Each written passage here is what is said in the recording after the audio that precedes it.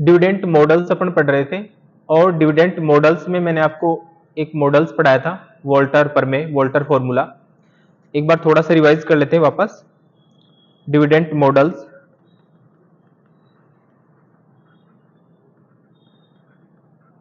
दो तरह के डिविडेंड मॉडल्स होते हैं। एक तो क्या होते हैं, relevancy of dividend, relevancy of dividend model. दूसरा होता है irrelevancy of dividend model. Irrelevancy of dividend model, models. इसमें हमने देखे थे, इसमें दो अर्थशास्त्री आते हैं। एक तो आता है वोल्टर फॉर्मूला, वोल्टर फॉर्मूला, या अपन कह सकते हैं कि वोल्टर मॉडल। और दूसरा आता है अपना गॉर्डन मॉडल या गॉर्डन फॉर्मूला, गॉर्डन्स फॉर्मूला। ठीक है, यहां पर इररिलेवेंसी मॉडल है, उसमें आता है MM theory, Modigliani Miller theory, Modi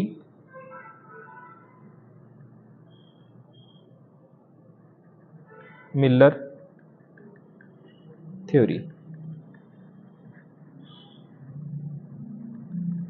इसमें एक तो जेम्स सी वोल्टर और एक अपना गॉर्डन, ये दो अर्थशास्त्री होते हैं जो ये मानते हैं कि जो डिविडेंड पॉलिसी होती है उसका फर्म की वैल्यू पर प्रभाव पड़ेगा। डिविडेंड पॉलिसी, आपने देखा डिविडेंड पॉलिसी तीन टाइप्स की होती है। एक होती है हमारी कंजर्वेटिव डिविडेंड पॉलिसी, जिसमें क्या होता है कि डिविडेंड कम से कम दिया जाता है, बिजनेस में ही पैसा रोक के रखा जाता है, यानी कि जो प्रॉफिट हुआ उसके दो काम हो सकते हैं, या तो डिविडेंड दिया जाएगा या फिर रिटेन अर्निंग किया जाएगा, बिजनेस में ही उसको री इन्वेस्ट कर दिया जाएगा। तो कंजर्वेटिव डिविडेंड पॉलिसी में क्या होता है, ये स्ट्रिक्ट डिविडेंड पॉलिसी होती है जिसमें डिविडेंड कम से कम दिया जाता है और ज्यादा से ज्यादा जो पोर्शन है प्रॉफिट का वो बिजनेस में री इन्वेस्ट कर दिया जाता है, यानी कि रिटेंशन रेशियो इसमें हाई रहता है और डिविडेंड पे आउट रेशियो कम से कम रखा जाता है। उस पॉलिसी को हमने कंजर्वेटिव डिविडेंड पॉलिसी देखा। फिर दूसरी हमने देखा liberal policy. Liberal dividend policy में क्या होता है कि जो भी डिविडेंड होता है वो जो जो प्रॉफिट्स होता है उसका मैक्सिमम पार्ट क्या कर दिया जाता है, डिविडेंड के रूप में डिक्लेयर कर दिया जाता है, यानी कि जो पे आउट रेशियो है वो हाई रहता है और रिटेंशन रेशियो क्या होता है, कम होता है, यानी कि बिजनेस में कम पैसा रोक के रखा जाता है और जो भी पैसा होता है प्रॉफिट कमाया जाता है उसका बहुत बड़ा हिस्सा प्रॉफिट के रूप में डिस्ट्रीब्यूट कर दिया जाता है, जिसको हम डिविडेंड बोलते हैं।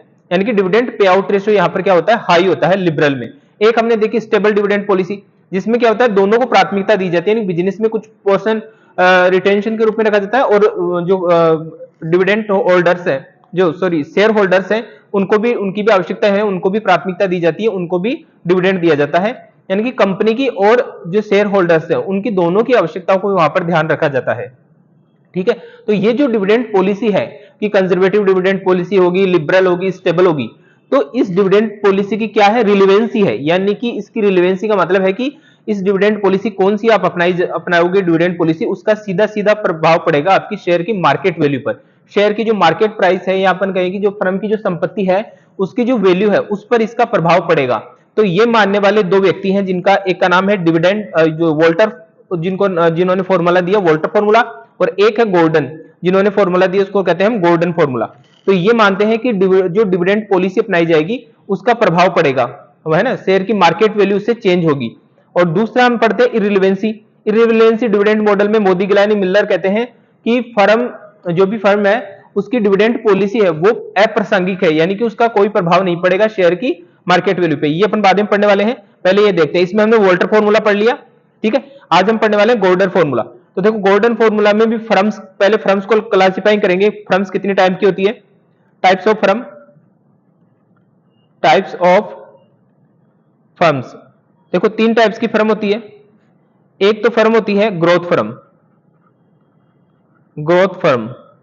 ग्रोथ फर्म किसको बोलेंगे, जिसकी रिटर्न ऑन इन्वेस्टमेंट यानी कि आरओआई, रिटर्न ऑन इन्वेस्टमेंट, जिसको हम आर से डिनोट करते हैं, या हम कहेंगे इसको इंटरनल रेट ऑफ रिटर्न, वो ग्रेटर देन होती है किससे, केई से। और केई के यहां पर क्या होता है, कैपिटलाइजेशन रेट, है ना, जो फंड कंपनी ने लिए हैं उस पर उसे कितना पे करना पड़ेगा, किस रेट से उसे पे करना पड़ रहा है, उसकी कॉस्ट क्या आ रही है, कॉस्ट ऑफ कैपिटल क्या है, उसी को हम कैपिटलाइजेशन रेट बोलते हैं। इसी को हम बोलते हैं केई, कैपिटलाइजेशन रेट। तो ये क्या होती है, इससे ग्रेटर देन होती है R, internal rate of return, यानी कि कंपनी ने जो पैसा लिया है उसको इन्वेस्ट करके कंपनी खुद कितना पैसा कमा रही है, किस रेट से वो अपने पैसे को वेल्थ जनरेट कर रही है, उसको हम बोलते हैं आर, यानी कि रिटर्न ऑन इन्वेस्टमेंट। तो आर यहां पर क्या होती है, ग्रेटर देन होती है के से। दूसरी हमारी फर्म होती है वो होती है हमारी normal firm. Normal firm, normal firm में क्या होता है, आर इक्वल टू के ई, इसके बराबर होता है। एक होती है हमारी डिक्लाइन फर्म। डिक्लाइन फर्म में क्या होता है कि जो आर होता है ना वो लेस देन होता है के से। अब यहां पर के तो क्या है और आर क्या है, देखो आर तो यहां पर है return on investment, return on investment, investment, और के यहां पर है कैपिटलाइजेशन रेट, कैपिटलाइजेशन रेट या कॉस्ट ऑफ इक्विटी, क्योंकि इसमें सिर्फ फंड किससे लिया गया है, इक्विटी ही माना गया है। ये एजम्पशंस लिए इन्होंने कि यहां पर क्या होगा, सिर्फ इक्विटी से पैसा रेज किया जाएगा। तो अब देखिए सिंपल सी है, के का मतलब है कि कंपनी को पैसे की आवश्यकता है, उसने पैसे लिए, फंड रेज किया, तो उस पर उसे कितनी कॉस्ट आ रही है, वो है के, कैपिटलाइजेशन रेट, ठीक है। और ये आर है रिटर्न ऑन इन्वेस्टमेंट, फिर कंपनी ने किस पे इन्वेस्टमेंट किया, अपने जो फिक्स असेट्स पे इन्वेस्ट किया, करंट असेट्स पे इन्वेस्टमेंट किया, तो वहां से कंपनी कितना पैसा कमा रही है उसकी रेट है। तो ये कंपनी की क्षमता है, मैं कहूं कि ये कंपनी की खुद की कमाने की क्षमता है, रिटर्न ऑन इन्वेस्टमेंट, और ये उसकी कैपिटलाइजेशन, उसके फंड पर उसे कितना पेमेंट करना होगा उसकी रेट है। तो अगर कोई कंपनी, मैं कहूं कि ये 5% है के, यानी कि अगर कंपनी ने 100 रुपए लिए हैं तो एक साल बाद में उसे 105 रुपए पे करने होंगे, 5 रुपए उसकी कॉस्ट है, और मैं इसको आर को कहता हूं कि ये आर 10% है। इसका मतलब कंपनी 100 रुपए लगा करके 110 रुपए कमा लेगी। 10 रुपए क्या है, उसकी खुद की इंटरनल रेट ऑफ रिटर्न है या रिटर्न ऑन इन्वेस्टमेंट है। तो यहां पर कितनी आ रही है, 10 रुपए रिटर्न आ रही, तो कंपनी 5 रुपए एक साल बाद में कॉस्ट पे करेगी और 10 रुपए कमा रही है, तो कंपनी के पास में नेट प्रॉफिट फिर भी 5 रुपए यहां पर बचेगा। तो ये कंपनी क्या है, ये कंपनी कर रही है ग्रोथ, इसलिए इसको ग्रोथ फर्म कहते हैं, जहां पर आर ग्रेटर देन होता है के से। अगर कंपनी की जो आर है वो भी 5% आ जाए, यानी कि ये दोनों बराबर हो जाए, तो वो नॉर्मल फर्म है। और अगर कंपनी की ये 5 की जगह मैं इसको कहूं कि ये 3% है, इंटरनल रेट ऑफ रिटर्न, यानी कि कंपनी जो पैसा लिया उससे भी कम पैसा कमा रही है, तो कंपनी क्या करेगी, डिक्लाइन हो जाएगी धीरे धीरे, है ना, धीरे धीरे कंपनी क्या होगी, डिक्लाइन की ओर जा रही है, तो ये हो जाएगी हमारी डिक्लाइन फर्म। तो 3 तरह की फर्म होती है। अब देखो यहां पर जो डिविडेंड पॉलिसी होगी, वो मान लो कि जैसे कंजर्वेटिव डिविडेंड पॉलिसी है। कंजर्वेटिव डिविडेंड पॉलिसी में क्या होता है कि डिविडेंड पे आउट रेशियो कम से कम रखा जाता है, यानी कि ज्यादा से ज्यादा जो प्रॉफिट्स हुए हैं उसका ज्यादा से ज्यादा हिस्सा बिजनेस में री इन्वेस्ट कर लिया जाता है, वो होता है। तो कौन सी फर्म में किया जाएगा, देखो फर्म जो ग्रोथ फर्म है ना, अब ये फर्म अच्छी है, अच्छा पैसा कमा रही है, तो इसको कौन सी पॉलिसी अपनानी चाहिए, इसको पॉलिसी अपनानी चाहिए कंजर्वेटिव। ये गोल्डन साहब यही कहते हैं कि इसको कंजर्वेटिव डिविडेंड पॉलिसी अपनानी चाहिए और ज्यादा से ज्यादा पैसा अपने पास में ही रखना चाहिए, क्योंकि इसकी खुद की कमाने की क्षमता है, ये ग्रोथ कर रही है, ये फर्म अच्छी फर्म है। तो अगर ये पैसा फिर भी मार्केट में दे देती है, डिविडेंड के रूप में डिक्लेयर कर देती है, तो यानी कि मैं कहूं कि डिविडेंड पे आउट रेशियो यहां पर ये हाई रखती है ना, ज्यादा डिविडेंड डिस्ट्रीब्यूट करती है, ग्रोथ फर्म है लेकिन फिर भी डिविडेंड दे रही है, अपने पास में पैसे को री इन्वेस्ट नहीं किया, तो इस फर्म की मार्केट वैल्यू गिर जाएगी। और यही फर्म अगर डिविडेंड नहीं दे, पूरा का पैसा अपने पास में रखे और उसे फिर इन्वेस्ट करके फिर और पैसा बढ़ाए, तो यहां पर मार्केट वैल्यू इसकी बढ़ जाएगी। ये सिंपल सी बात है, क्योंकि कंपनी कैसी है, कंपनी ग्रोथ करने वाली है, तो इसको पैसा फिर देना नहीं चाहिए, अपने बिजनेस में री इन्वेस्ट करके पैसे को और बढ़ाना चाहिए। सही है ना, सिंपल है। तो ये हो जाएगी ग्रोथ फर्म। तो ग्रोथ फर्म को कौन सी पॉलिसी अपनानी चाहिए, कंजर्वेटिव डिविडेंड पॉलिसी अपनानी चाहिए।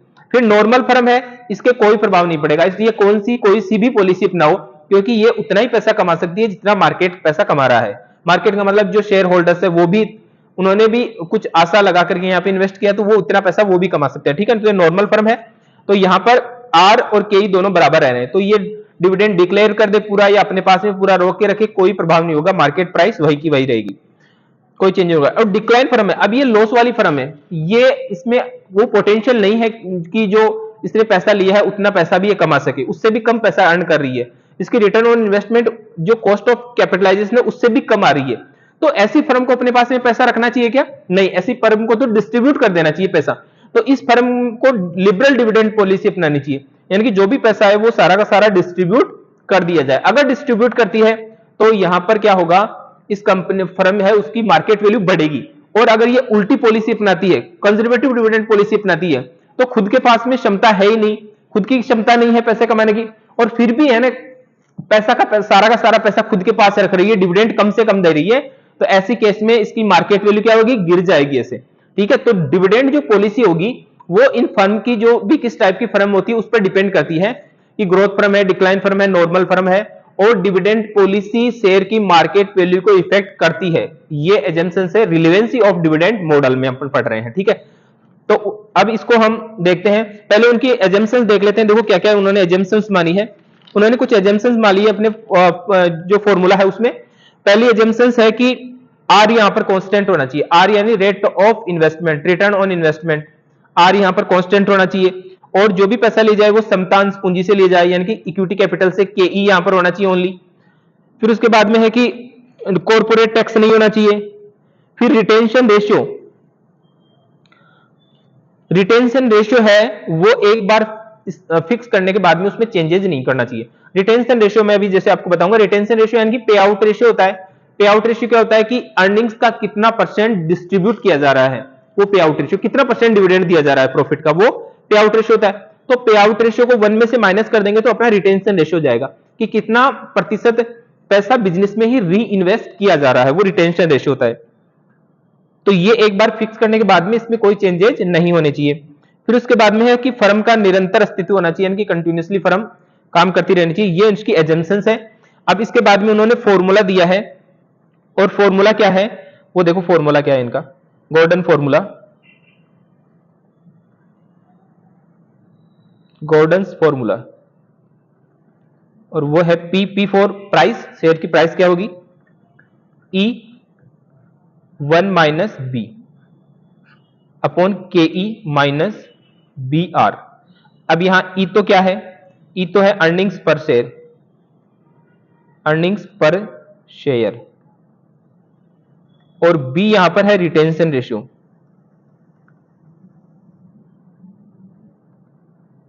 रिटेंशन रेशियो, रिटेंशन रेशियो, और आर यहां पर है return on investment, return on investment, return on investment. अब इस बी को अच्छे से समझो आप, ये रिटेंशन रेशियो क्या होता है।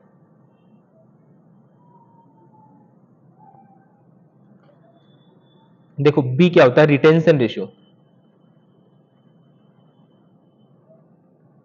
रिटेंशन रेशियो, ये इसको हम रिटेन अर्निंग भी बोल सकते हैं, रिटेन अर्निंग से। अब ये क्या होता है, पहले आप देखो पे आउट रेशियो क्या होता है, पे आउट रेशियो समझते हो, पे आउट रेशियो की कितना प्रतिशत डिविडेंड डिस्ट्रीब्यूट किया गया, ये होता है dividend per share, DPS, dividend per share upon earning per share into 100।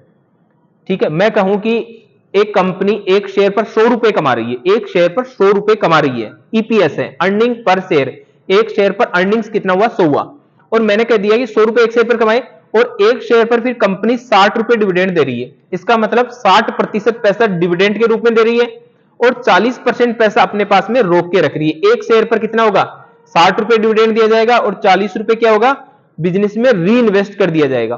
तो पे आउट रेशियो इसी को बोलते हैं 60% को। ईपीएस अर्निंग पर शेयर 100 रुपए एक शेयर पे कमाए और 60 रुपए डिविडेंड दे दिया, तो ये कितना प्रतिशत हो गया, ये हो गया 60%। ठीक है, ये इसको लिखे 0.60, परसेंट में लिखना चाहे तो 60% हो जाएगा, 0.60, यानी कि 1 रुपए में से 0.60 पैसे तो डिविडेंड दिया जा रहा है, 40 पैसे बिजनेस में रोक के रखा जा रहा है, उसी को रिटेन अर्निंग बोलते हैं। और जो डिस्ट्रीब्यूट कर दिया उसी को हम बोलते हैं पे आउट रेशियो, कि कितना परसेंट डिविडेंड दिया गया। अब यहां पर ये 60% है ना, तो ये ऑटोमेटिक देखो 100% होते हैं तो 40% रिटेंशन रेशियो बच जाएगा ऑटोमेटिक। 1 रुपए में से 60 पैसे डिविडेंड दे दिया गया तो 40 पैसे रिटेंशन हो गया, ये रिटेन अर्निंग हो गया।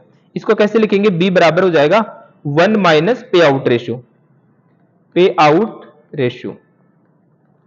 अब यहां पर बी बराबर 1 माइनस पे आउट रेशियो है, पे आउट रेशियो देखो 0.60, तो बी कितना हो गया 0.4, 40 पैसे यहां पे रो की जगह। परसेंटेज में लेना चाहो तो देखो बी बराबर 100, परसेंटेज में 100 माइनस 60% है ये, तो कितना बच जाएगा, बी बराबर 40%। ठीक है, लेकिन हम यहां पर 1 रुपीज के हिसाब से लेंगे तो ये 0.40 आ जाएगा, बी बराबर, यही रिटेंशन रेशियो है कि कितना पैसा रोका गया। तो 0.40 यानी कि 1 रुपए अगर है तो 60 पैसे वितरित किए जा रहे हैं, डिस्ट्रीब्यूट किए जा रहे हैं, और 40 पैसे बिजनेस में री इन्वेस्ट किए जा रहे हैं, ठीक है। तो ये रिटेंशन रेशियो हो गया। और पे आउट रेशियो कैसे निकालो? पे आउट रेशियो अगर आपको 1 में से ये कर दोगे ना आप रिटेंशन रेशियो, तो पे आउट रेशियो आ जाएगा, रिटेंशन रेशियो, तो पे आउट रेशियो आ जाएगा, ठीक है। अगर डिविडेंड जो पे आउट रेशियो 50% है, रिटेंशन रेशियो 50% हो जाएगा। डिविडेंड पे आउट रेशियो 10% है, तो रिटेंशन रेशियो कितना हो जाएगा? 90% हो जाएगा, ठीक है। तो ये हमने समझ लिया बी कितना परसेंट होगा। और हम जानते हैं internal rate of return, E earnings पर शेयर, के ई होता है, के ई क्या होता है? कैपिटलाइजेशन रेट, ठीक है। और बी इंटरनल, ये हो गया, बी हो गया, आर हो गया। अब यहां पे देखो इसको कैसे लिखे, ये अर्निंग्स है, मान लो कि 100 रुपए मैंने कहा कि अर्निंग्स है, और 1 माइनस रिटेंशन रेशियो हमने देखा 60% 60% हमने देखा पे आउट रेशियो था, तो ये बी रिटेंशन रेशियो कितना हो गया था? 0.40। इसको इसमें से माइनस करेंगे तो आ जाएगा 0.60, और इसको 100 से गुना करेंगे तो कितना आएगा? 60। तो हम इसको ऐसे भी तो लिख सकते हैं कि डायरेक्ट डी लिख दें। डी क्या होता है? D for dividend. डिविडेंड कितना दिया जा रहा है? डिविडेंड देखो कितना दिया जा रहा है, 60 रुपए डिविडेंड दिया रहा है, डिविडेंड पर शेयर। तो हम यहां पर डायरेक्ट इसको डी भी लिख सकते हैं, क्योंकि ये डी ही हो रहा है। देखो अर्निंग्स, और अर्निंग्स में से 1 माइनस बी किया, और ये 1 माइनस बी क्या होता है? यही होता है पे आउट रेशियो, इसी को बोलते हैं पे आउट रेशियो। पे आउट रेशियो देखो मैंने अभी यहीं पे बताया था, ये रहा, देखो ये पे आउट रेशियो, और ये पे आउट रेशियो क्या होता है? 1 माइनस रिटेंशन रेशियो, और रिटेंशन रेशियो क्या बोलते हैं? बी। तो 1 माइनस बी बराबर क्या होगा? पे आउट रेशियो होगा। तो यहां पर पे आउट रेशियो, और पे आउट रेशियो को अर्निंग से गुणा करेंगे, वही तो क्या होता है? डिविडेंड होता है। तो मैं इसको लिख सकता हूं डी, और के ई माइनस, अब बी आर होता है, बी आर होता है इंटरनल रेट ऑफ रिटर्न, और बी होता है आपकी रिटेंशन की, कितना रिटेंशन रखा गया बिजनेस में, और फिर उसको कितना किस रेट से, रेट ऑफ इन्वेस्टमेंट से हम गुणा कर देंगे तो हमारी आ जाती है ग्रोथ की, कितना ग्रोथ हो जाएगा। ये पैसा रुका हुआ है बी, और ये है इंटरनल रेट ऑफ रिटर्न, इनको गुणा करेंगे तो इसको बोलते हैं जी, ग्रोथ रेट। तो इसका एक फॉर्मूला ये भी होता है, D upon K E minus जी, ठीक है। दोनों फॉर्मूले आपको याद रखने हैं, सिंपल है। अब इस पर एक प्रैक्टिकल क्वेश्चन लेते हैं अपन। देखो ये एक क्वेश्चन है,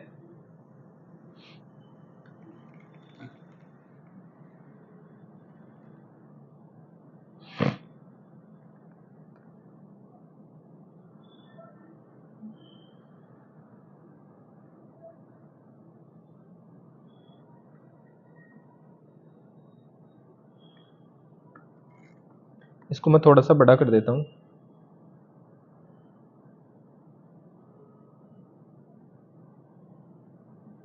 ताकि अच्छे से दिख जाए हमें। देखो ये क्वेश्चन है, इसमें करा दो following information available in respect of X Y Z limited. Earning per share EPS आपको दे रखा है 10 रुपए है EPS. Rate of return R, rate of return internal rate of return दे रखा है आपको 20%, और required rate of return on equity के इक्विटी इन्वेस्टमेंट यानी कि केई आपको दे रखा है 16। कंपनी 50% और 25% क्या लगती है? भुगतान लागू करती है, यानी कि पे आउट रेशियो 50% और 25%, ठीक है। जो अर्निंग्स है उसका 50% डिविडेंड दिया जाए या फिर 25% डिविडेंड दिया जाए। तो गोल्डन मॉडल्स के अनुसार आपको बाजार मूल्य निकालना है एक शेयर का, मार्केट प्राइस, ठीक है। अब गोल्डन फॉर्मूले के अनुसार हम देखेंगे, तो पहले ये देखो कौन सी फर्म है ये, आपको पता लगेगा यहाँ पर आर कितना है, आर है यहाँ पर 20%, और के ई कितना है आपके 16%। तो ये ग्रोथ फर्म है, कौन सी फर्म है? ग्रोथ है ये, क्योंकि यहाँ पर आर क्या आ रहा है? ज्यादा आ रहा है, और के ई यहाँ पर कम आ रहा है, यानी कि ये तो फर्म की खुद की कमाने की क्षमता है, रिटर्न ऑन इन्वेस्टमेंट, ये उसकी फंड की कॉस्ट है। तो ये कौन सी फर्म हो जाएगी? ग्रोथ फर्म हो जाएगी।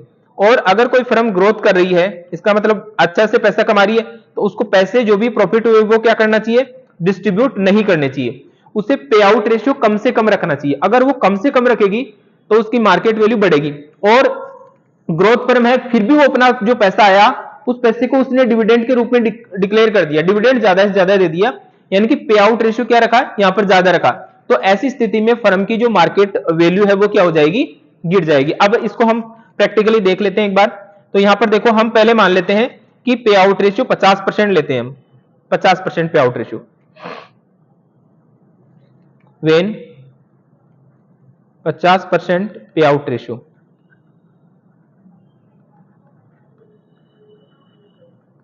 ठीक है। 50% पे आउट रेशियो पर ले रहे हैं हम।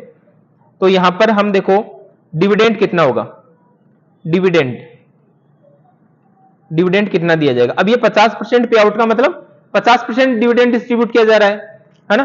तो पे आउट रेशियो देखो क्या होता है, पे आउट रेशियो डीपीएस डिविडेंड कितना दिया गया और अर्निंग्स कितना किया गया एक शेयर पर। तो यहां पर देखो 50% हम निकालेंगे, पे आउट रेशियो कितना है 50%, तो हमें डीपीएस निकालना है डिविडेंड पर शेयर, तो अर्निंग्स जो है उसको 50% निकाल लेंगे उसका। यहां पर देखो डिविडेंड कितना होगा, ईपीएस जो है इस ईपीएस का क्या करेंगे 50% निकाल लेंगे 50%। तो अर्निंग्स आपकी आ रही है, देखो अर्निंग्स यहां पर ईपीएस आपको दे रखा है 10 रुपए, ऊपर ऊपर देखिए 10 रुपए है, और उसका 50% कितना होगा, 10 का 50% बताओ कितना होगा 5 रुपए। ठीक है, तो डिविडेंड कितना हो गया 5 रुपए हो चुका है यहां पर। अब हम फॉर्मूला लिखते हैं, फॉर्मूला क्या होता है, formula Gordon formula, Gordon's formula, और वो हमारा फॉर्मूला होता है, एक तो फॉर्मूला होता है E1 minus B upon K E minus B are, और दूसरा फॉर्मूला है D upon K E minus जी लिख दो, या फिर आप बी आर लिख सकते हो। तो यहां पर डिविडेंड हमने निकाल लिया, तो डायरेक्ट हम 5 रुपए लिखते हैं यहां पर। तो डिविडेंड कितना हो जाएगा, ये डी की जगह मैंने लिख दिया 5 रुपए। अब देखो के ई कितना है, cost of equity, cost of equity 16% है, 16% का मतलब 0.16 माइनस बी, बी कितना आएगा रिटेंशन रेशियो, बी फॉर क्या होता है रिटेंशन रेशियो, रिटेंशन रेशियो, और ये कैसे निकालते हैं 1 माइनस पे आउट रेशियो, पे आउट रेशियो। अब देखो 1 माइनस पे आउट रेशियो कितना है, हमने पे आउट रेशियो कितना लिया 50%, देखो 50% पे आउट है ना, तो 50% ही क्या हो गया हमारा रिटेंशन रेशियो हो गया 0.50, तो ये बी भी कितना आ गया 0.50, 50% ही। तो यहां पर हम क्या लिखेंगे, बी की जगह कितना लिखेंगे 0.50 into R, R internal rate of return, देखो कितनी परसेंट है 20% है इंटरनल रेट ऑफ रिटर्न, 20 यानी 0.20, 0.20, ठीक है। तो ये कितना आ जाएगा 5, और ऊपर कितना आएगा 0 पॉइंट, ऊपर तो 16 और यहां पर आ जाएगा 0.10, तो ये कितना बचेगा 0.06, और इससे डिवाइड करेंगे तो ये आपके आंसर आ जाएंगे, मैं आंसर लिख देता हूं, यही आएंगे इसके 83.33, 83.33 ये मार्केट प्राइस आ चुकी है। मार्केट प्राइस कितनी आई एक शेयर की 83.33, कितना पे आउट रेशियो कितना रखा था 50% रखा गया था, और ये ग्रोथ फर्म थी, तो इसको पे आउट रेशियो कम से कम रखना चाहिए था, है ना, पॉलिसी के अकॉर्डिंग इसको पे आउट रेशियो कम से कम रखना चाहिए था। अगर ये पे आउट रेशियो अगर कम रखेगी, अब जैसे सेकंड में हम देख रहे हैं कि पे आउट रेशियो 25% रखेगी, तो 25% पर इसकी मार्केट वैल्यू गोल्डन के अनुसार बढ़ जानी चाहिए। गोल्डन ये तो कहते हैं कि रिलेवेंसी थ्योरी में वो कहते हैं कि जो डिविडेंड पॉलिसी होगी वो इफेक्ट करेगी, डायरेक्टली इफेक्ट करती है शेयर की मार्केट प्राइस को। तो अब हम देखते हैं कि क्या ये बढ़ता है क्या, अगर पे आउट रेशियो अगर हम कम करते हैं तो शेयर की मार्केट वैल्यू क्या बढ़ती है क्या। अब हम ले रहे हैं सेकंड में कि वेन पे आउट रेशियो 25%, ठीक है, पे आउट रेशियो, तो डिविडेंड डी कितना हो जाएगा 10 रुपए ईपीएस, ईपीएस इंटू पे आउट रेशियो, पे out ratio, earning per share into पे आउट रेशियो, या डिवाइड बाय 100, तो 10 रुपए अर्निंग और उसका 25% निकाल लीजिए आप, तो डी कितना आ गया 2.5, ठीक है। यह वही बी कितना होगा, बी हो गया 1 माइनस पे आउट रेशियो, पे आउट रेशियो, रिटेंशन रेशियो, तो बी कितना होगा, अगर देखो 25% डिविडेंड दिया जा रहा है तो 75% क्या हो गया रिटेन अर्निंग हो गया, तो ये कितना आ जाएगा 0.1 माइनस 0.25, और बी बराबर 0.75, ये आ गया आपका बी। अब अपन फॉर्मूले में लिखते हैं, फॉर्मूला अपना क्या है D upon K E minus B R, तो डी 2.5, के ई कितना है cost of equity 0.16 minus B कितना आ रहा है 0.75 इंटू आर कितना आ रहा है 0.20, तो यह आ जाएगा 2.5 और 0.16 माइनस 0.15, तो 2.5 डिवाइड बाई 0.1, तो ये कितना हो जाएगा 250 रुपए, ठीक है। तो आप यहां पर क्लियर देख सकते हो कि गॉर्डन ने जो कहा वो सही है, यहां पर कि डिविडेंड जो पॉलिसी है वो शेयर की मार्केट प्राइस को इफेक्ट कर रही है। पे आउट रेशियो 50% रखा गया था, तो यहां पर शेयर की मार्केट वैल्यू 83 आ रही थी, और पे आउट रेशियो जैसे ही इन्होंने कम किया तो मार्केट वैल्यू बढ़ के 250 हो गई जब पे आउट रेशियो उन्होंने कितना किया, 25% किया है। तो ये उन्होंने थ्योरी में बताया कि डिविडेंड पॉलिसी है वो शेयर की मार्केट वैल्यू को इफेक्ट करती है, डायरेक्टली इफेक्ट करती है। ओके, तो ये हो गया हमारा गॉर्डन का फॉर्मूला। ठीक है, गॉर्डन इसमें कहते हैं कि जो मार्केट वैल्यू होगी शेयर की, वो उस कंपनी के जो फ्यूचर में प्रॉफिट होंगे ना, जो फ्यूचर में प्रॉफिट करेगी उसकी वर्तमान वैल्यू के बराबर होती है। अब यहां पर हमने पे आउट रेशियो हमने कम किया, इसका मतलब अब फ्यूचर में ज्यादा प्रॉफिट होने की संभावना है, तो उसकी मार्केट, उसकी वर्तमान में मूल्य निकालेंगे तो वो क्या रहेगा, ज्यादा आएगा। ठीक है, समझ में आ गई ये फॉर्मूला। इसके बाद में हम दूसरा पढ़ते हैं, Gordon formula, sorry Modigliani Miller formula.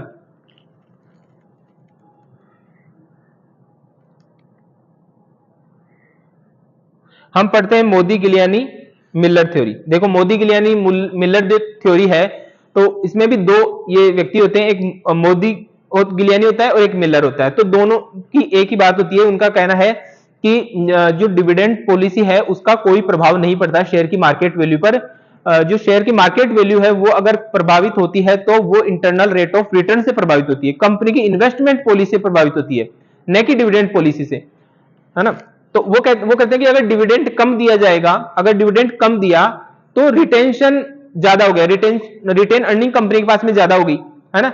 Retain earning ज्यादा होगी तो कंपनी एक, जैसे डिविडेंड कम हो रहा है तो रिटेन अर्निंग बढ़ रही है, और अगर डिविडेंड हाई रेट से दिया जाएगा तो आपने डिविडेंड हाई दे दिया तो आपकी रिटेन अर्निंग्स कम हो गई। इस वजह से जो मार्केट वैल्यू है या अपन कहेंगे ओवरऑल वैल्यूएशन कंपनी का, वो चेंज यहां पर नहीं होता है। तो वही देखते हैं, पहले इसकी एजम्पशंस देख लेते हैं अपन।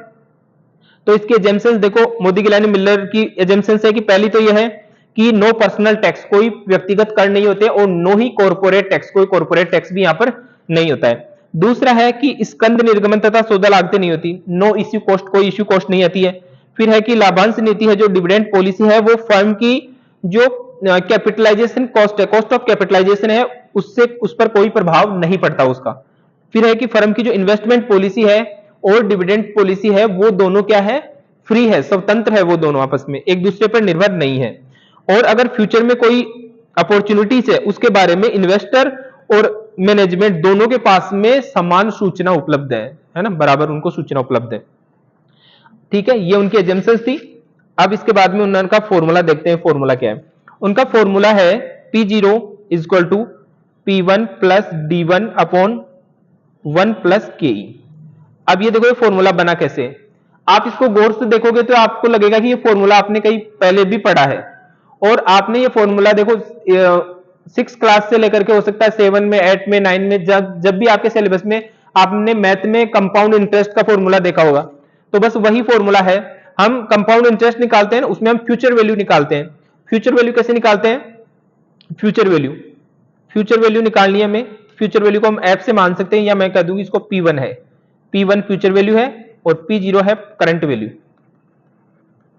फ्यूचर वैल्यू इसको हम मिश्र धन बोलते थे, और ये P0 है प्रिंसिपल है या मूलधन। ठीक है, करंट वैल्यू, इसमें हम करंट वैल्यू बोलेंगे इसको, यानी कि शेयर की वर्तमान में वैल्यू क्या है। P0 का मतलब है शेयर की वर्तमान में value, current value present value of share, present value of shares, और ये क्या है, ये फ्यूचर वैल्यू ऑफ शेयर, एक साल के बाद में क्या होगी इसकी वैल्यू P1। अब हम वो उस फॉर्मूले पे चलते हैं कंपाउंड इंटरेस्ट वाले में। उसमें हम मिश्र धन निकालने के लिए क्या करते थे, जैसे हमें निकालना है P1, है ना, एक साल बाद में जो प्रिंसिपल है वो और इंटरेस्ट को जोड़ करके क्या वैल्यू होगी वो P1 होती है। तो P1 का अपन फॉर्मूला लिखते थे, वो लिखते थे हम प्रिंसिपल P0 मूलधन into 1 plus R divide by N number of time, यही फॉर्मूला होता था हमारा। ठीक है, अब इसी फॉर्मूले को उन्होंने यूज किया है, उन्होंने कहा कि यहां पर देखिए P1 P0 क्या हो गया, शेयर की वर्तमान में वैल्यू। अब देखो शेयर की फ्यूचर में वैल्यू कैसे बढ़ती है, पहले उस प्रिंसिपल पे देखो, कोई भी प्रिंसिपल है, मूलधन दिया आपने, कोई पैसा दिया और फ्यूचर में उसकी वैल्यू बढ़ गई, तो वैल्यू क्यों बढ़ी, क्योंकि उस फ्यूचर की वैल्यू में क्या हो गया, इंटरेस्ट इंक्लूड हो गया, इंटरेस्ट जुड़ गया। प्रिंसिपल पे क्या लगता है, इंटरेस्ट लगता है, तो प्रिंसिपल प्लस एक साल क्या मान लो ड्यूरेशन है, तो 1 साल में जो इंटरेस्ट हुआ वो इन दोनों को ऐड करके क्या निकलती है, हमारी फ्यूचर वैल्यू निकलती है। तो ये प्रिंसिपल आ गया। और 1+r, अब इस r को, r की जगह यहाँ पर इंटरेस्ट है, तो हम यहाँ पर इंटरेस्ट तो कोई पढ़ नहीं रहे डिविडेंड पॉलिसी में, तो यहाँ पर r की जगह उन्होंने क्या लिया, के यूज कर लिया, के कॉस्ट ऑफ कैपिटलाइजेशन, क्योंकि वो भी तो एक रेट है, उसके द्वारा ये जो वैल्यू है वो बढ़ती है ना इसके। तो यहाँ पर r की जगह उन्होंने क्या यूज किया, के यूज किया है। और n को यूज नहीं किया क्योंकि उन्होंने 1 साल की ही अवधि ली है, 1 साल के बाद में शेयर की वैल्यू क्या इफेक्ट होगी। तो n की जगह अगर हम 1 मान भी लेंगे तो भी इससे कोई प्रभाव नहीं होने वाला, क्योंकि किसी भी संख्या के रूप में आप पावर के रूप में 1 यूज करते हो तो उसमें उसमें कोई चेंजेस नहीं होते हैं। तो ठीक है, तो यहां पर n को उन्होंने यूज ही नहीं किया है, तो इसको हटा देता हूं मैं। ठीक है, 1 साल के बाद में की वैल्यू ये आ जाएगी।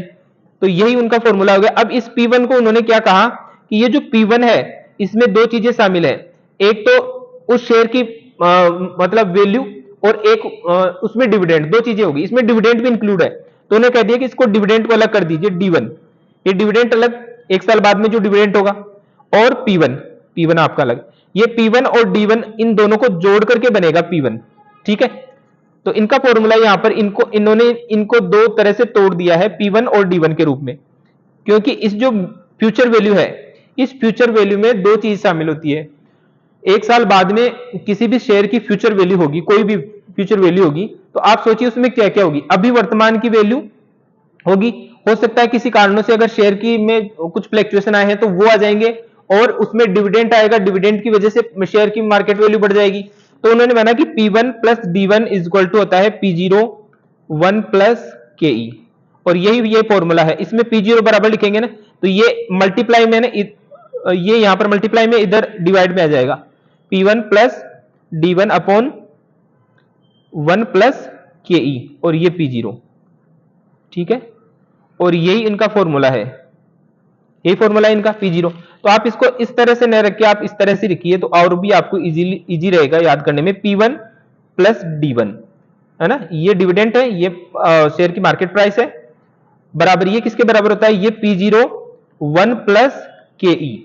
ठीक है, ये फॉर्मूला याद रखिए आप, ये फॉर्मूला है मोदी गिलानी मिलर थ्योरी का।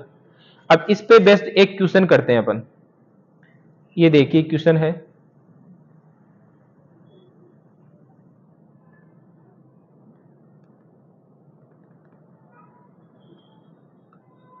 पहले इसको थोड़ा बड़ा कर देता हूं मैं, अब दिख रहा होगा आपको। ये देखो एक क्वेश्चन है, भारत लिमिटेड हैज 80,000 यहां पर शेयर है आउटस्टैंडिंग, नंबर ऑफ शेयर कितने हैं, 80,000 है यहां पर। ठीक है, उसके बाद में the current market price of share 15 रुपए। मार्केट प्राइस देखो, करंट वर्ड आ रहा है, करंट यानी कि वर्तमान में, ये P0 है, P0 कितना है, P0 है 15, और नंबर ऑफ शेयर कितने हैं, 80,000 है। The company is accepted net profit, company में प्रॉफिट कितने हो रहे हैं, 2,40,000 की कंपनी की इनकम हो रही है, 2,40,000 during the year. It belong to risk class of which appropriate capitalization rate, capitalization rate कितनी है, 20%, ये आपको दे दी KE। और कह रही है कि कंपनी कंसिडरिंग डिविडेंड, विचार कर रही है 2 रुपए पर शेयर पर डिविडेंड देने का। तो एक शेयर पर डिविडेंड कितना दिया रहा है, 2 रुपए है, नंबर ऑफ शेयर कितने, 80,000, तो डिविडेंड कितना दिया जाएगा, 1,60,000। ठीक है, per share for the following current year what will be the price of the share at end of year, 1 साल के बाद में शेयर की प्राइस क्या होगी यदि if the dividend is paid and if the dividend is not paid। तो पहले हम ले लेते हैं if the dividend is paid, if the dividend is paid, अगर डिविडेंड पेड किया जाता है तो 1 साल बाद में वैल्यू क्या रहेगी। हमारा फॉर्मूला P1 और D1 इन दोनों का योग किसके बराबर होगा, P0 1 प्लस KE के बराबर होगा। तो यहां पर P0 देखिए कितना होगा, P0 यहां पर आपको दे रखा है कि current market price of share कितना है, 15 रुपए है current market price of share, तो ये मैंने ले लिया यहां पर 15, 1 प्लस KE, KE कितनी है, KE है 20% कैपिटलाइजेशन रेट। ठीक है, तो ये 0.20, 20% में 1 साल बाद में, तो 1 लगाओ, कोई जरूरत नहीं है लगाने की, नहीं लगाने की, तो 15, और ये कितना हो जाएगा 1.20, तो ये कितना हो जाएगा बताइए, ये हो जाएगा आपके 18 रुपए। 18 रुपए उसकी क्या होनी चाहिए, फ्यूचर वैल्यू होनी चाहिए, ठीक है, क्योंकि 20% कैपिटलाइजेशन रेट है तो 20% से वो शेयर की वैल्यू 1 साल बाद में बढ़ जानी चाहिए। तो 15 का जो शेयर है उस पर हम कह सकते हैं कि मान लो 15 रुपए आपने दिए और उस पर क्या हो गया, 3 रुपए यहाँ पर इंटरेस्ट लग करके उसकी वैल्यू कितनी होनी चाहिए, 18 होनी चाहिए, ठीक है, ये मार्केट प्राइस होनी चाहिए।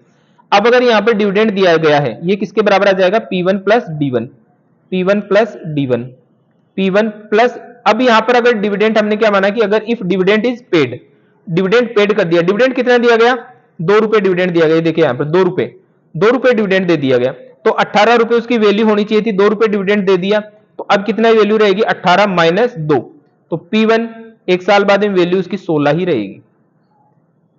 आई बात नहीं समझ में, 16 ही रहेगी, क्योंकि 2 रुपए क्या हो गया, डिविडेंड दे दिया, 18 रुपए होनी चाहिए थी।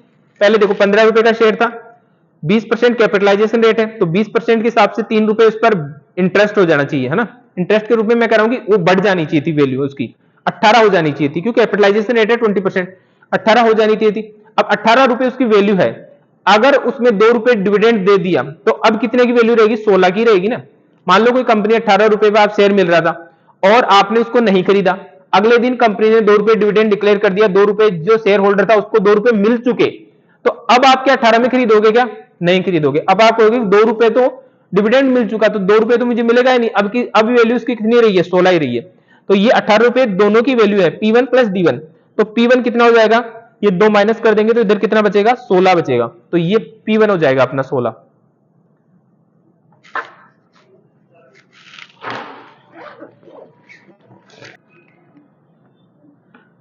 ओके, ये P1 हो गई। फिर दूसरा हम मानते हैं कि अगर डिविडेंड क्या हो गया, यहां पर अगर डिविडेंड नहीं पे किया जाता है, if dividend not paid, second मान लेते हैं, इफ द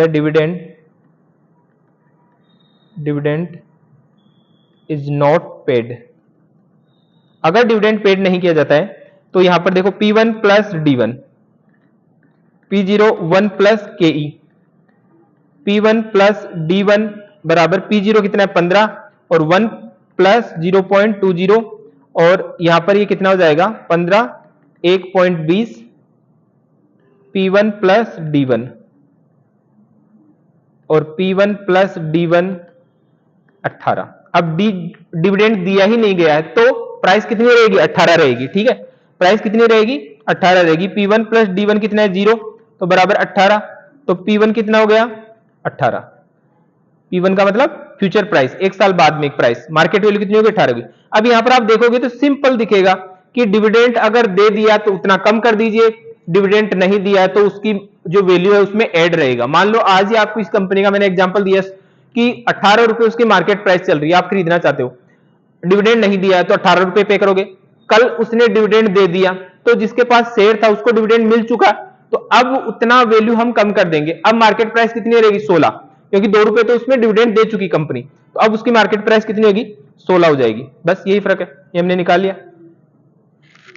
फिर इसी में सेकंड और कह रहा है कि how many new share must be company issue, कितने कंपनी नए शेयर इश्यू करे, how many new share must the company issue, company कितने नए शेयर इश्यू और करे, कि यहां पर कंपनी को क्या हो रहा है, फंड की आवश्यकता है, कितने की 5,60,000 रुपए की, company issue if the dividend is paid and the company need 5,60,000 of an appropriate investment expenditure during the year, use MM model for calculation, ठीक है, ये कह रहा है कि कंपनी अगर डिविडेंड पेड कर देती है, ये देखो dividend is paid, dividend paid कर देती है तो 2 रुपए डिविडेंड दे रही है, तो कितना होगा 80,000 शेयर पर 1,60,000 डिविडेंड दे देगी कंपनी, 1,60,000 डिविडेंड पेड कर देती है, उसके बाद में कंपनी को कितने की आवश्यकता होती है, 5,60,000 रुपए की और इन्वेस्टमेंट की जरूरत होती है, तो कंपनी नए शेयर इश्यू करना चाहती है, तो कितने number of share company issue करेगी, यहां पर ये क्वेश्चन है।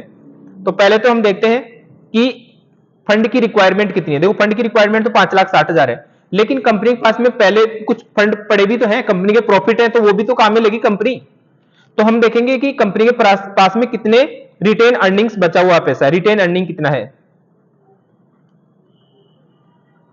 रिटेन अर्निंग्स, रिटेन अर्निंग्स कैसे निकालेंगे, देखो नेट प्रॉफिट कितना हो रहा है, नेट प्रॉफिट हो रहा है 2,40,000, ये आपको क्वेश्चन में दे रखा है ऊपर, ये देखिए यहां पर 2,40,000 प्रॉफिट हो रहा है, अब ये कह रहा है, यहाँ पर देखिए आप कह रहा है कि अगर if the dividend is paid, dividend paid कर रही है कंपनी, तो 2 रुपए डिविडेंड दिया जा रहा है, नंबर ऑफ शेयर कितने 80,000, तो डिविडेंड कितना पेड कर दिया 1,60,000, तो लेस कर देंगे हम, less dividend paid, dividend paid 80,000 share, number of share 80,000 into 2 रुपए एक शेयर पर, तो 1,60,000 डिविडेंड पेड कर दिया।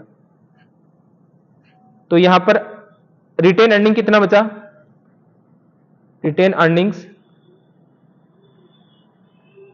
80,000 ही तो बचेगा, ठीक है। 2,40,000 इनकम थी, 1,60,000 डिस्ट्रीब्यूट कर दिया डिविडेंड के रूप में, तो बचा कितना 80,000 रुपए कंपनी के पास में बचा। तो 80,000 रुपए तो वह काम में लेगी ही ना कंपनी, 5,60,000 की और पैसे की आवश्यकता है, तो 80,000 तो यहां से पूर्ति हो जाएगी, बाकी का जो पैसा बचेगा वो क्या करेगी, नए शेयर इश्यू करके फंड लेगी। तो यहां पर रिटेन अर्निंग कितना हो गया 80,000। अब यहां पर देखिए requirement of investment, required investment कितना है 5,60,000, लेस इसमें से कर देंगे हम रिटेन अर्निंग्स, रिटेन अर्निंग्स 80,000 रुपए, 80,000 रिटेन अर्निंग है, तो 4,80,000 नेट रिक्वायरमेंट हो जाएगी, नेट रिक्वायर्ड इन्वेस्टमेंट। समझ में आ रही है, 5,60,000 कंपनी की आवश्यकता थी, कंपनी के पास में रिटेन अर्निंग थी 80,000 रुपए की, तो 80,000 तो वो काम में लेगी कंपनी, तो नेट रिक्वायर्ड इन्वेस्टमेंट कितना होगा 4,80,000, ठीक है। अब यहां पर हम निकालेंगे कितने नंबर ऑफ शेयर इश्यू किए जाएंगे, नंबर ऑफ शेयर इश्यूड, देखो 4,80,000 रुपए की आवश्यकता है, और एक जो शेयर है वो मार्केट प्राइस पर ही बिकेगा, मार्केट प्राइस पे भी तो बिकेगा। अब यहां पे देखो करंट मार्केट प्राइस तो कितना था उनका, करंट मार्केट प्राइस तो 15 रुपए का था, लेकिन कंपनी ने क्या कर दिया, यहां पर 1 साल बाद में इश्यू कर रही है कंपनी, तो 1 साल बाद में इश्यू करेगी तो कंपनी के पास में 2 मार्केट प्राइस है, एक तो 16, एक 18। अगर डिविडेंड पेड कर दिया तो 16, अगर डिविडेंड पेड नहीं किया तो 18। अब ऐसी स्थिति में आप देखोगे तो यहां पर डिविडेंड 1,60,000 रुपए पे किया हुआ है, तो यहां पर जो मार्केट प्राइस होगी वो कितनी होगी 16 रुपए होगी, 2 रुपए तो डिविडेंड दे दिया, तो 16 रुपए एक शेयर की मार्केट प्राइस है, तो 4,80,000 हमें आवश्यकता है, और 16 रुपए एक शेयर की प्राइस है, तो नंबर ऑफ शेयर कितने आ जाएंगे, इसका भाग दे लेंगे तो 30,000 नंबर ऑफ शेयर यहां पर इश्यू किए जाएंगे। और इस क्वेश्चन में यही पूछा है कि कितने नंबर ऑफ शेयर यहां पर इश्यू किए जाने चाहिए, how many new share must be companies issue, ठीक है। तो यहां पर 30,000 नंबर ऑफ शेयर यहां पर इश्यू किए जाएंगे। अब इसी क्वेश्चन में अगर ये पूछ लेता, वो ये लिख देता कि if the dividend is paid की जगह वो कर देता इज नॉट पेड। मान लीजिए अगर ये आ जाता कि इज नॉट पेड, अगर डिविडेंड पेड नहीं किया गया है तो कितने नंबर ऑफ शेयर यहां पर इश्यू किए जाएंगे, तो ये क्वेश्चन किस तरह से होता, ये क्वेश्चन यहां पर देखिए, जो हमने नेट अर्निंग्स निकाली है यहां पर 2,40,000, नेट प्रॉफिट यही आता 2,40,000, और डिविडेंड यहां पर आ जाता 0, डिविडेंड दिया ही नहीं गया तो डिविडेंड 0, तो नेट अर्निंग भी हमारी वह की वही रही जाएगी, 2,40,000 रुपए हमारे पास में थे, हमने कुछ भी डिविडेंड के रूप में नहीं दिया, तो यही हमारी रिटेन अर्निंग हो गई। तो अब हमें 5,60,000 रुपए फंड की आवश्यकता है, यहां पर 5,60,000 फंड की आवश्यकता है, तो उसमें से 2,40,000 तो हमारे पास में ऑलरेडी है ना, रिटेन अर्निंग के रूप में 80,000 थे, यहां पर कितना आएगा, इसे यहां पर 2,40,000 आएगा, क्योंकि डिविडेंड यहां पर नहीं दिया गया है। तो इसको माइनस करोगे तो आप कितना आएगा 3,20,000 आ जाएगा ना, 3,20,000 आ गया। अब यहां पर 3,20,000 रुपए आपको पैसे की आवश्यकता है, और एक शेयर की प्राइस कितनी है 18, तो 18 से डिवाइड कर दीजिए, ये नंबर ऑफ शेयर आ जाएंगे, 18 से आप इसको डिवाइड करोगे तो 1 आ जाएगा, और फिर कितना बचेगा, ये 12 और 14 बच जाएगा, ठीक है। इसका जो भी आंसर आता है ये यहां पर नंबर ऑफ शेयर्स यहां पर आ जाएंगे। तो इस तरह से इस क्वेश्चन को करेंगे। तो बस आपको फॉर्मूला याद रखना है, आपको ये फॉर्मूला है, देखो कितना सिंपल फॉर्मूला है, P1 plus D1 equal to P0 1 plus KE, ठीक है। यहां पर P1 है वो है 1 साल बाद में शेयर की प्राइस, D1 है डिविडेंड जो दिया जाएगा अगले साल, P0 है यहाँ पर करंट में जो शेयर है उसकी प्राइस, और KE यहाँ पर कैपिटलाइजेशन रेट। तो ये हमारी थी थ्योरी, MM थ्योरी, जो इनरिलेवेंसी थी, जो बताती थी कि शेयर की जो डिविडेंड जो दिया जाएगा या नहीं दिया जाएगा उससे फर्म की वैल्यू पर कोई प्रभाव नहीं पड़ेगा, ठीक है। तो यहां पर आप देख सकते हो, हालांकि आपको दिखने में ये लगेगा कि सर यहां पर जो शेयर की मार्केट प्राइस है वो चेंज हो रही है, है ना। यहाँ पे देखो 16 हो रही है और ये 18, लेकिन यहाँ पर ये डिविडेंड की वजह से हो रही है 2 रुपए, यहाँ पे डिविडेंड कम कर दिया तो 16 हो गया, 2 रुपए डिविडेंड बढ़ाया तो 18 हो गया, है ना। ज्यादा इसमें चेंजेस हुआ ही नहीं है, ये तो डिविडेंड ही का ही चेंजेस है, इसको जोड़ के ही तो उस फर्म की वैल्यू निकलती है। लेकिन आप यहाँ पे देखोगे जैसे पिछला क्वेश्चन जो रिलेवेंसी थ्योरी का था उसमें आप देखोगे तो उसमें काफी चेंज हो रहा है। जैसे यहाँ पर डिविडेंड कितना दिया गया था, ये देखिए डिविडेंड दिया गया था 5 रुपए, डिविडेंड कितना दिया गया 5 रुपए डिविडेंड दिया गया, तो यहाँ पर ये कितनी आ रही थी फर्म की वैल्यू 83 आ रही थी। ओके, फर्म की वैल्यू कितनी आ रही थी, मार्केट प्राइस 83 आ रही थी 5 रुपए डिविडेंड पर। और पे आउट रेशियो फिर 25% किया गया, यानी डिविडेंड कितना दिया गया 2.5 दिया गया, डिविडेंड 2.5, तो ये मार्केट वैल्यू कितनी आ गई 250 आ गई। तो यहाँ पर भी 2.5, अगर 5 रुपए डिविडेंड दिया जाता है तो 83 रुपए यहाँ पर मार्केट वैल्यू आती है, अगर 2.5 रुपए डिविडेंड दिया जाता है तो 250 आ रही। तो यहाँ पर देखिए चेंज हो रहा है, यहाँ पर 2 रुपए डिविडेंड जितना चेंजेस नहीं होता, अगर डिविडेंड जितना चेंज होता तो ये 83 में या तो प्लस या माइनस 2.5 होता, है ना, इसके बराबर ही यहाँ पर चेंजेस होता, या तो प्लस 5 हो जाता डिविडेंड या फिर माइनस 5 हो जाता, और यहाँ पर प्लस 2.5 या माइनस 2.5, ठीक है। लेकिन ये क्या है, इनकी थ्योरी है कि डिविडेंड पॉलिसी है उसकी रिलेवेंस से संबंधित है, रिलेवेंसी ऑफ डिविडेंड पॉलिसी की, डिविडेंड जो पॉलिसी दी जाएगी उससे शेयर की मार्केट वैल्यू चेंज होगी है। जबकि एमएम थ्योरी है वो ये कहती है कि डिविडेंड पॉलिसी से नहीं, इन्वेस्टमेंट पॉलिसी से क्या होती है, फर्म की वैल्यू चेंज होती है। ओके, तो हमने डिविडेंड पॉलिसीज के क्वेश्चन कर लिए, ठीक है। Okay, bye.